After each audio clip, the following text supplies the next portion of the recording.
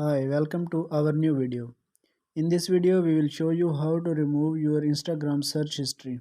First of all, you have to open Instagram app from your mobile phone and click on the profile icon in the right bottom.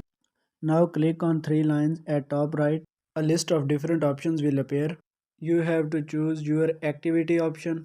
Now click on recent searches. You can see here the clear all option and click on it to clear all your recent searches. Now again click on clear all. There is another way to clear recent searches history. Click on search box in bottom. Now click on see all option.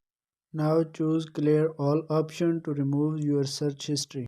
Now again click clear all. Now you can see your search history has been removed.